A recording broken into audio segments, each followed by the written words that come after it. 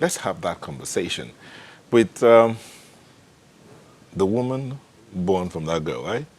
Yeah. So she's sitting here, Ada Anu Adasalom. Thank you for joining us. Thank you for having me. The little girl whose ambition was to solve Nigeria's power problem. How's that working out? We're trying. I think oftentimes people don't understand the full complexity of the country's power problem because of the history behind it. And it seems simple. It's like, especially because you have power generation in your home, you just think, just hook me up to the grid. But it's actually a fairly complex problem. Nigeria isn't the only country that has it, but we have it on a scale like much wider than most countries. And I think generally it's recognized that the solution now is more off-grid. I think not just in Nigeria, globally, but the idea is to have lots of companies and private institutions addressing each economy or mini economy's needs, as opposed to trying to fix the grid because of the complexity of the issues. Yes. Now, what kind of license did you require to do what you're doing? That's actually a very good question. So Nigeria has actually quite good licensing regimes compared to the rest of the world in terms of for small-scale energy production, anything less than a megawatt. But we at RenSource, we didn't actually have extensive licensing requirements because of the type of energy that we generate. Okay. So our energy is distributed in dense clusters, like for instance, a big market, let's say a market with 10,000 traders. So we generate throughout the market and distribute throughout the market. So we fall under that threshold, and under that threshold, the 1 megawatt threshold, you don't need licensing. Okay. Yes. Okay. But when you say you generate and distribute within that kind of threshold, how is it like with the people who are the end users? How quickly are they buying into this? So, you know, it's very easy to forget that everybody is already generating power. So you have those little generators. I passed my neighbor. Yes, exactly. So they're already consuming power, but they're consuming extremely unhealthy power. It's polluting the environment. It's loud, and it's expensive because you have to maintain them, etc. So the demand is actually there. And we without a doubt. And we replace all the appliances with energy efficient appliances. So if you use a fan that has high power consumption, we'll give you a more efficient fan and everything. So the demand is there, and they can, our consumers can pay as they consume. So you can choose your power plan, and you can choose how long you want to pay for. You want to pay for a day of power, you want to pay for a week of power, you want to pay for a month of power. So we try to create as much ease around the process as possible for them. And so as a result, they've been pretty welcoming. You try to engage the community as soon as you begin the installation process. And so by the time you're actually supplying the power and ready to commission, you have a lot of buy-in. This is becoming very interesting. You mentioned a market, for instance. Those are the kinds of little projects that you do. Have you had any demand from, say, an estate? Yes, there's a lot of demand from estates, commercial users, commercial and industrial. We also do commercial and industrial consumers. Okay. And what you try and do is, because there's a high upfront capital cost, a high upfront infrastructure cost, what you're trying to do is make sure the use case can give you your returns over time. Okay. As long as you're sure of that, you can power that use case. Approximately how much does one pay for your power? It completely depends. So it's very custom in the sense of the pricing. Although we as a company focus on large-scale use so that you can standardize the delivery as much as possible. But what you're trying to do is cost it below what the consumer is already paying. But in order to do that, you have to understand the use case and design for that. So for instance, if your air conditioner now is using a lot of power, I'm going to get you an air conditioner that is using less power. Okay. But you're going to get me. What does that mean? So I will cost it into your supply such that over time I'm recouping my cost, but I'm still giving you that convenience. So you take my air conditioner away? That's an example. It depends on the use case, but yes. So it'd be replaced with a more efficient air conditioner that's using less power. Yeah.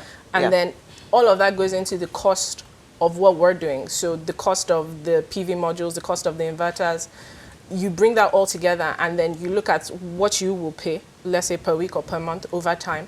And my returns need to surpass obviously my capital costs. And then, of course. Yeah. And these are all solar. Yes. So sometimes it's solar hybrid, but solar is the base. Solar is the base load, and then there's storage with lithium batteries or the most efficient batteries you can find. The question that many will ask is, considering the power crisis or power situation in Nigeria, do you think renewable energy or renewables are the way to go? Can it solve that? I do think so, for many reasons. Firstly, Nigeria has a lot of land, a lot of unused land. For instance, there's desertification in the north. We have projects 1 megawatt, 2 megawatts, and in Nigeria, we are a big company. But if you go to Dubai, you're looking at 100 megawatt, 200 megawatt projects at once, but they feed to the grid. If we can't feed to the grid because of the transmission problems, then the solution is in supplying the consumer directly. The issue is that because of how little most companies in Nigeria are, that's most solar companies, they can't solve that problem. So now Rensource, what we're trying to do is look at how can we help companies achieve the kind of scale we've achieved through fundraising and providing them capital and other resources and tools so that they can also develop and supply consumers and have that end impact. So for instance, if most people want to get solar in their home, they're going to call a small scale installer, right? Yeah. Who's going to come and install maybe 3.5 kVA system, as most people think of it. We would rather say our equipment cost is way lower than that because we are buying maybe 1 megawatt worth of inverters at a go. Our procurement cost is way lower than that. How can we enable that installer to supply you maybe 10 kVA or 20 kVA of power at a very accessible cost and help them be more professional so that that system can scale all over the country? So instead of buying a diesel generator, you can have a professional solar installer come to you and give you a large amount of power and storage, which you can pay for over time. So I think these are the kind of solutions we need in Nigeria. The problem is not that solar and renewable energy and other clean forms of energy cannot solve our problem. Are you sure the power guys, the players in the power industry, are going to let you thrive? Won't you be in competition? In theory, yes, but you'd be surprised how many, even if you look at oil and gas, which are the obvious, how many know that this is the future. So a lot of oil and gas companies come to talk to us, it's the future. There's really no way around it. Right now, solar at scale is actually cheaper than other forms of supplying the grid in other parts of the world. So the issue is, how do we bring that to play in Nigeria? The problem is more it's now more a business problem in the sense of financing and availability to people with the ability to install than one of there isn't support. Even the government, to be honest, is now quite supportive because I think they recognize that with the limited funds they have, they need private capital to take us to the next level in Nigeria. Now, if, for instance, I wanted you to come and supply me with power, take me through the process. What do I have to do? In your home? Yes, in my home. So Rensource wouldn't do your home, for instance. Wouldn't do my home? No. Okay, but it would do, if I lived in an estate, for instance, yes. and I got everybody to buy in, would you listen to us? Yes, of course. So we would, one of our engineers, or depending on the size, a team of engineers would come down and we would do an audit of your consumption. So what type of appliances do you have? When do you use them? So we'd install special types of meters that track your peak usage, your bottom usage, etc. And then we'd run a financial model to see what you're paying for power now. And then we see, okay, how much do we need to come in at? How much do we sell to you, depending on the use case, either per kilowatt hour or per period of consumption, to make you comfortable. Then we see what changes we need to make it feasible for our type of solution, and then we'd advise you of that. Then we raise capital. We work with a lot of infrastructure investors to provide that equipment, and then it's you repay us over time. So we would sign a contract and agree the period for which you would. Payment over time will be how long? It depends. It depends. So for instance, in the markets we're in, you're talking 10, 15-year contracts. With smaller consumers, it really depends on what the consumer wants. So for instance, some consumers, there might be a procurement element to the equipment because you would know that if you are going to buy a new generator, for instance, you would pay an upfront cost and you're paying diesel over time. Whereas with this, you might say, okay, I want to pay 25% of the cost upfront, and then so it's very variable because we are playing with larger scale consumers. But what we're trying to do is enable smaller scale installers who would power your home, just charge you a fixed cost over time. So if now, let's say you're paying in your home 20,000 naira worth of diesel every month, we're trying to enable it such that someone could come to us, to RentSource, a smaller installer, and say, procure from us. We might even finance them, give them the tools to do the invoicing, deal with you, do the customer service, and we can monitor systems remotely and see what the operations and maintenance needs are and advise them of that, and then they can deal with you directly. And when you have something like that, you can really take it at scale across the country. So you could actually pay way less than 20,000 a month. Exactly. Depending on how to use. Now, give us a sense of how much these market women are paying. It I want you to give us a cost. Okay, I understand. It depends on the market.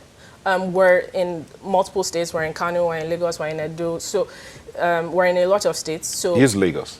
in Lagos, one of the markets, you might pay anything from 500 naira a week to, for some of the big guys, might be paying 4K a week.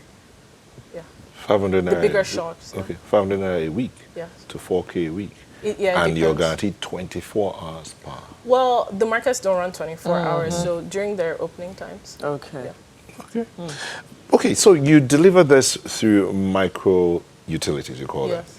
What does it cost to build one micro utility? A lot. Okay. It depends. I mean, you have markets that are 250 kilowatts. We have markets that are like 2-3 megawatts. So you can't really compare the cost because the way it works is obviously the larger the market is, the more the unit economics come down. And also there's no standard shop size. But it can be anything from thousands of dollars to millions of dollars. We've done the full range. Okay. I asked this question earlier. You moved it to the oil industry players. I asked you how those who are operating in the power industry. What do you mean by the power industry? Okay. The discos, the gencos and all of that. How have you been able to relate with them as regards selling your product and them also selling their product? I'll be honest, it depends on the state you're in. It depends on the state you're in. Certain states, the discos there are antagonistic. They don't like it. Even though the legal structure allows players like us, because we have willing buyer, willing seller regime in Nigeria, which is great. Even though that's there, some of them, they take it the wrong way. Whereas you have some discos that are actually, they want a partnership. It's like, okay, we have the ability to power this area. You guys come and do here. And they just want their consumers served. So it's like, as long as people are receiving power and they're able to deliver and ensure that there's power, then some discos don't mind because they actually recognize that They can't give power to everybody. But in some states, it's very difficult. I mean, we haven't had any court cases, but they've taken some people to court. It depends. I think more broadly, what matters, because the legal environment is complex, but what matters is how much government is supporting it. And you do have some agencies such as the REA that are really pushing for off-grid power because the focus is just to get power to people. And in that way, we've been able to move quickly. Okay, but now, so you're talking RentSource and what you're doing and what you think should be the future. But there are many other people that are doing about the same thing. So what makes yours different? I don't mean to sound funny, but there are not many other people. I think Really? there are a few companies that are playing in the off-grid power sector at some scale. They are not many. You have many mini-grid companies, I think, but those are a different kind of scale and a different type of area. They're rural economies. The economics are different. We don't do that. We're very urban. For Nigeria, not globally, but for Nigeria, our projects are large. I think you have one or two other companies doing that. What our difference is that we are using the top end of the technology you can find. If you came to my office, I could show you every single inverter in every single place in the country. I could put it on, I could put it off. I can tell you every single thing that has been done there, every meter in From every your location. office, you can Yes. turn it on and off. Yeah, yes, of course. So the day I don't pay, you turn it off. Yes. Yes. You know, so on top of that, we have a layer of data. You're trying to get the best understanding, the best insights. And also what we're trying to do as a company is give access to other services. So we've built a bunch of applications to give these customers services that they would not otherwise be able to access easily because the distribution is broken. So for instance, if you think of somebody who is doing, I don't know, 1 million naira a month in turnover in the market, you might think, this guy is doing well. I know, okay, so some people are watching you. Kende Malomo says, we should ask you if the solar energy provided by small-scale installers for residences has any limit. As in, is it 247? And what's the average cost like and all that? Or is what you're talking about the fact that yours is a bigger scale, sort of, would that make any difference? Well, I hate to keep saying it depends, but what it is it works kind of like generators. You can buy a 2.5 kVA generator, you can buy a 100 kVA generator.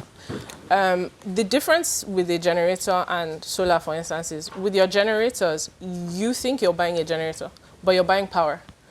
But you're buying that power over time. What a generator enables you to do is pass on that cost over time through diesel. So the power is gen and diesel, and then you take part of the cost, and then over time you're paying for diesel, but you think you're just buying a generator at one cost. With solar, the cost is upfront. There's no diesel element, there's no continuous cost. So you have to pay upfront, and that's the difficulty. So if you look at the cost of the power over time, solar is cheaper. But the issue is that you don't have the upfront money to pay maybe what you would have paid a generator and diesel 2 years worth of that. With solar, after you pay that upfront cost, there's no further cost. So in that way, if you look at the cost of solar, it's more, but over time, it's way cheaper. That's one. Then two, in terms of the potential sizing of solar, solar is on its own, is a day power supplier, in the sense that the sun has to be out for you to receive solar power. But then why you add batteries and storage is so that you can store that power that you got during the day, the excess power, and use it in the night. So if you design that system correctly, yes, it can be 24 hours. So for instance, the one in my home runs at night because it has a lot of storage. But so you can have a lot of PV and small storage, or a lot of PV and a lot of storage. So it depends on the design you choose. Yeah. What's the lifespan of an average solar panel? Because you were talking about the cost of generator and cost of solar. A good PV module from the top manufacturers can be 20 to 25 years. From a mid, an okay manufacturer, 15 years. So you're talking in that range. It's very long term. I think the other elements are, the real driver of how long your system will last is, there's two other elements, the inverter, which will convert the power, and then number two, the storage, the batteries themselves. If you're using a lead acid battery, which is what most Nigerians use because it's more affordable, depending on the quality of that, it can be, and how much you use it, the cycles, it can be 6 months, it can be 24 months, or maximum, you're probably talking 3 years with a very good quality lead acid battery. So you might have to replace those. But if you get lithium batteries and the balance of storage is designed properly, you're talking 15 years too. Yeah, but for your battery? For the lithium batteries, but they're expensive. Yeah. Wow. Okay, Segun Adaju, we did a story on you on Eco Africa about supplying power to barbershops, small users and all of that in Nigeria. And we say well done to you. You're the president of the Renewable Energy Association of Nigeria. Congratulations. And Anu says she's a part of your group as well. But Anu, when we talk about power in Nigeria, there are challenges that people tend to encounter in terms of, like, everybody wants power. Government says they're going renewable. individuals are going renewable, at the end of the day, where does this whole thing meet? So that the end user can enjoy what he or she is paying for. So in doing what you're doing, what are those things you've had to deal with? And then what would you say is the tomorrow?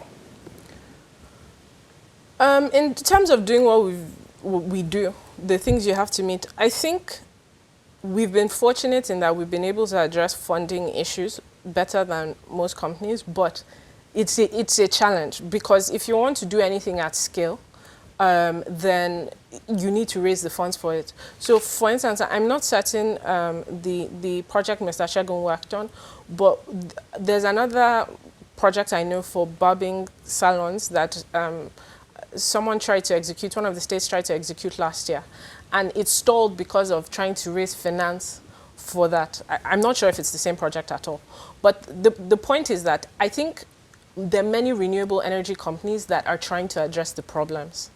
But that access to funding is difficult, primarily because local banks conflate energy. So their energy desks, their metric system looks at energy as a whole, so that would include discos. If you have too much exposure, then you're not going to go to a renewable energy company. The other issue is you need a long history to borrow funds or access funds, and a lot of renewable energy companies are not that old. So I know some banks now are trying to change that dynamic. They're trying to change the way they assess companies to give access to those funds, but it's still a big challenge. In fact, you will find foreign funders are more willing to look at renewable energy than Nigerian companies. That's one issue. I think another issue is lack of clarity in policy. And there, I think the regulators are trying to address the issues, but it takes time because there's a myriad of different players. So that is a bit difficult also. Other things are just the quality of equipment and the level of skills available in Nigeria in design and so on and so forth. Yeah. Right. Thank you very much. Anu Adasalum, Chief Operating Officer at Rentos Energy. Let's hope that the power situation in Nigeria is sorted real quick, especially through renewable. Yes. That's the future.